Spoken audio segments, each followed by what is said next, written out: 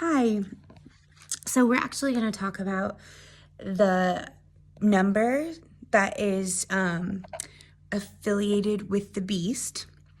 And in Revelation, there's two different beasts. There's the beast of the sea and there's the beast of the land. But something that John does gives us a little bit of a hint.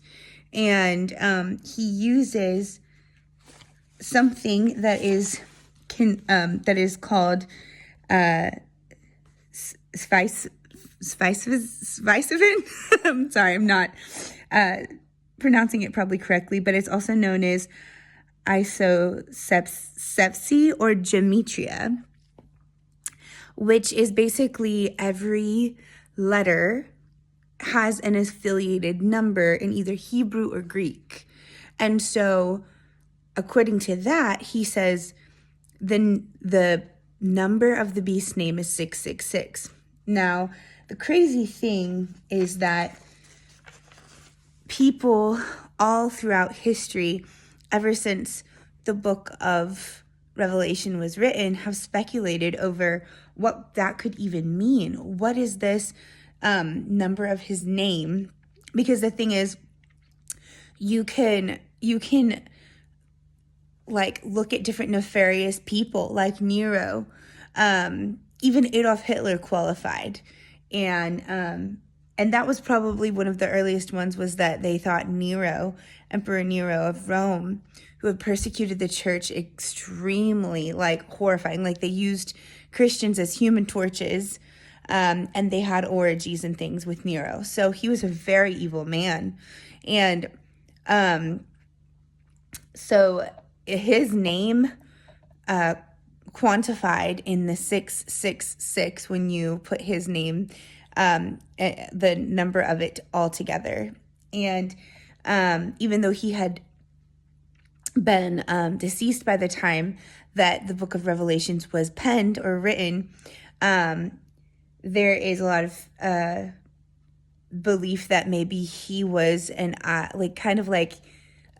association to, like, this is the kind of person that this man of sin is. But the thing is, people often will really take Revelation literally with a lot of things, but there's a lot of imagery and there's a lot of things that are metaphors. They're not necessarily meant to be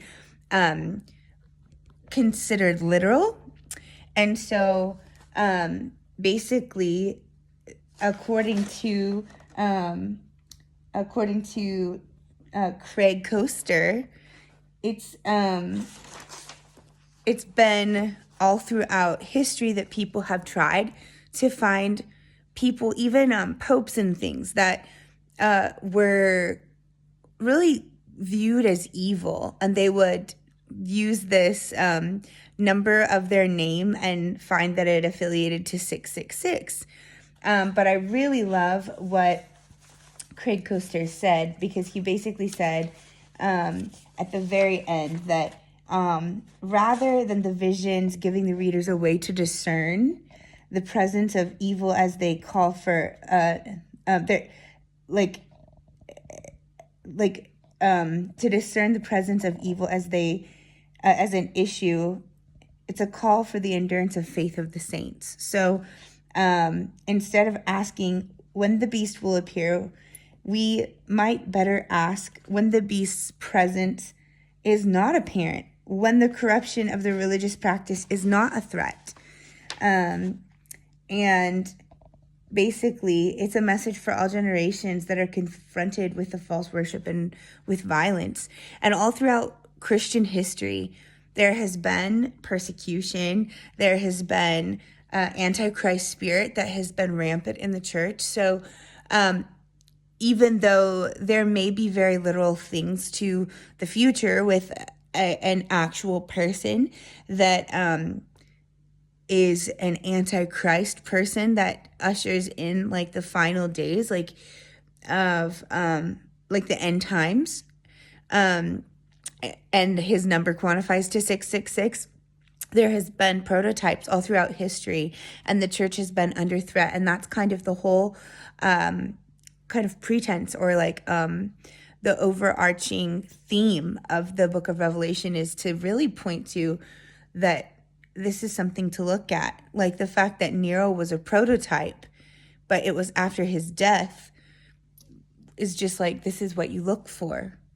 And just out of the opportunity to discover for ourselves, we were each given the opportunity to see what our name quantifies to with the that system. And so my name is Cassandra, my first name, which came to 274, and then Hagemeister came to 758, and altogether it was 1,032.